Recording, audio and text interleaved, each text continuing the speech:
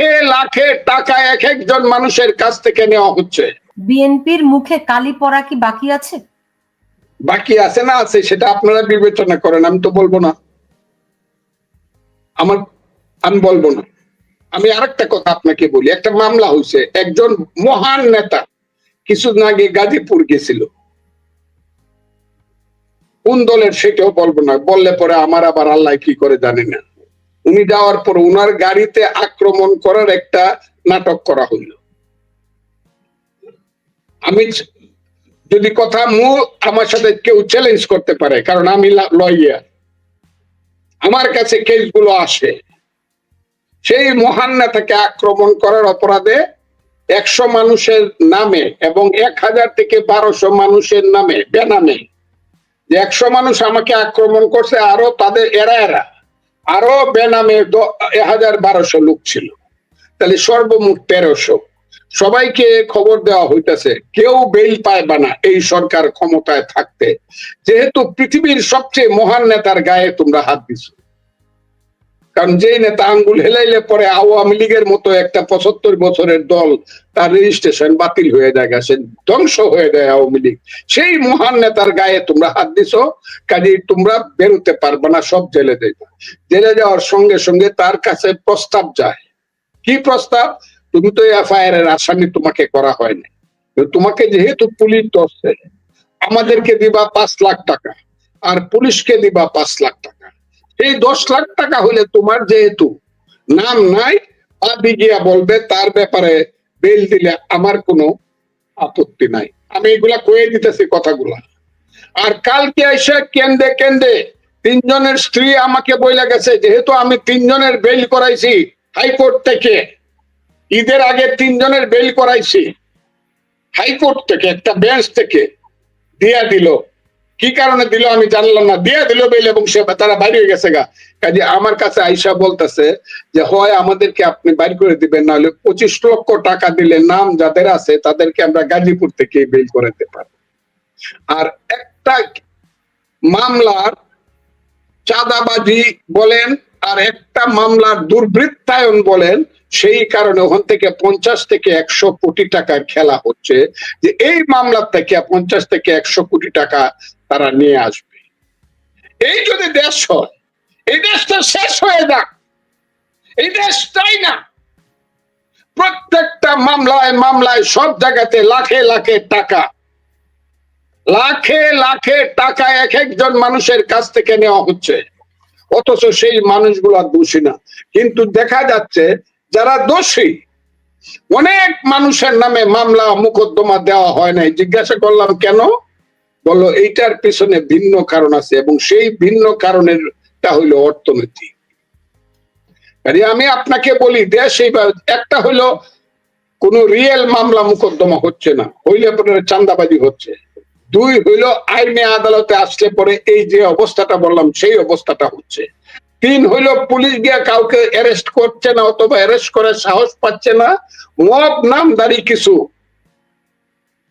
কোন সময় কি জনতা, তৌহিদি জনতার নামে, অথবা কোন সময় মবের ছাত্র জনতার নামে, অথবা বৈষম্য বিরোধী ছাত্র আন্দোলন নামে, আর কালকে পরশুদিন দেখলাম বিএনপির নামে। এটা আমার দুর্ভাগ্য, তারা গিয়া দৈরা দিয়া দেয় মানুষে, জুতার বালি দেয় গালে আর গলায় দেয় জুতার মালা।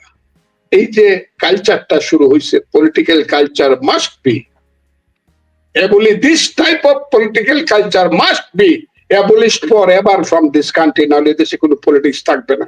আজকে যারা জুতার মালা পরাইতেছেন, আমি বললাম কিন্তু আমি আগেও বলছিলাম, তাদেরও কিন্তু গলা আছে, জুতাও কিন্তু বাংলাদেশে আছে। জুতা কিন্তু সিরা জুতা কিন্তু চলে যাবে না বাংলাদেশ থেকে। আর যারা আজকে নেতৃত্ব করতেছেন তারা গলাগুলো কিন্তু যাবে না।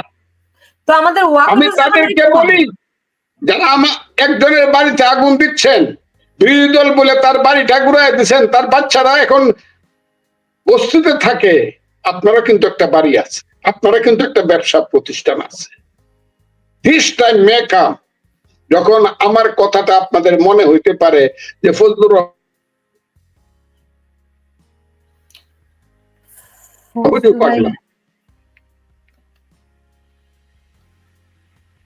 আপনার ইন্টারনেটে কি সমস্যা হচ্ছে কি না বুঝতে পারি, আপনার কথা শুনতে পাই না। হ্যালো, জি, হ্যাঁ হ্যাঁ, এখন এখন পাচ্ছি জি। মাঝখানে একটু মানে পজ হয়ে গেছিল। হ্যাঁ, আমি আমি এই সত্য কথাগুলা বললে কালকে দেখবেন বলবে ফজু পাগলায় কয় কি, এই যে কিছু ওই এরা তো এরা তো ধর্ম, এরা তো এত কিছু ধর্ম ব্যবসায়ীরা বর্বর। বলবে। আর ওই মালয়েশিয়াতে বৈশা আছে, এদের চেহারা গুলা দেখি, ওই দূরে বৈশা আছে, এদের চেহারা গুলা দেখি। আমাকে কি বলে সেটা বলবো না, তবে আমার কাছে মনে হয় আমাকে যারা বকাবকি করে সব হলো স্বাধীনতা বিরোধী অথবা স্বাধীনতা বিরোধীর সন্তান, নতুন প্রজন্ম। এরা আমাকে, আর যারা মুক্তিযুদ্ধ বিশ্বাস করে, যারা মুক্তিযুদ্ধ বিশ্বাস করে তারা ফজলুর রহমানকে কেউ বকে না, এটা আমি বুঝে ফেলছি। এবং এদের মুখ এখন বন্ধ হয়ে গেছে, কারণ আমাকে যদি বকাবকি করে তাইলে মানুষ কিন্তু বুঝে এরা কারা। আমি কিন্তু এদের মুখগুলা, কালো মুখগুলা খুব সুন্দর ভাবে মানুষের সামনে উন্মোচন করতে পেরেছি। এখন কিন্তু আর আগের মতো বলে না 47-এই স্বাধীনতা, 24-এই স্বাধীনতা, 71-এ আর কিছু না, এখন কিন্তু অত বড় মুখ করে বলে না। তবে এখন শুনতাছি ষড়যন্ত্র চলতেছে, কোন ডেটকে কেন্দ্র করে নাকি বাংলাদেশের সংবিধানটা ছুঁড়িয়া ফালাইয়া দিব।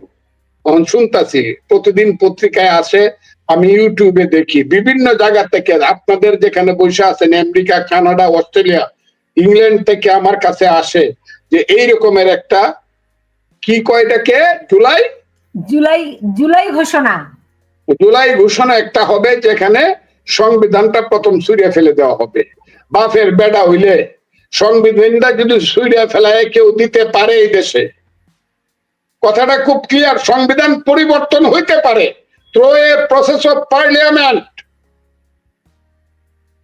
কিন্তু যারা সংবিধানটা যদি ছুঁড়ে ফেলায় দিতে পারে 5ই আগস্ট কেন্দ্রিক বা জুলাই কেন্দ্রিক, যারা বলতেছে যে এইখানে আর কোনো থাকবে না, আইন থাকবে না, আদালত থাকবে না, কিছুই থাকবে না, বিপ্লবী সরকার দেশ চালাবে তাদের ইচ্ছা মতো মবের মাধ্যমে, আমি কিন্তু খুব ক্লিয়ারলি বলে দেই, এত ভাত দুধ দিয়া মাখায়েন না, গলায় কাটা লাগবে। কিন্তু এত ভাত দুধ দিয়া মাখায়েন না, এই কাজটার দিকে যায়েন না, এটা করেন না, তাহলে এদেশের গন্ডগোল আর কোনোদিন মিটবে না, কোনোদিন মিটবে না। যারা এই দেশের নাম পরিবর্তন করতে চান, সংবিধানটাকে যারা ঢিল মেরে ফেলে দিতে চান, যারা এই দেশকে সাম্প্রদায়িক জঙ্গি দেশ হিসাবে পৃথিবীর বুকে প্রতিষ্ঠিত করতে চান, তাদেরকে খুব ক্লিয়ারলি বলে দিলাম, এত ভাত দুধ দিয়া মাখায়েন না, এত সুজা না, এখনো মুক্তিযোদ্ধারা মরে নাই। আপনার একজন বিপ্লবী ডক্টর আলী রিয়াজ, যিনি জাসদ করতেন, বামপন্থী, তারাই তো এগুলো করছে। কে কে? ডক্টর আলী রিয়াজ। ডক্টর আলী রিয়াজের আমি ওটা ওই সানা নজরুল আমি পায়ালই।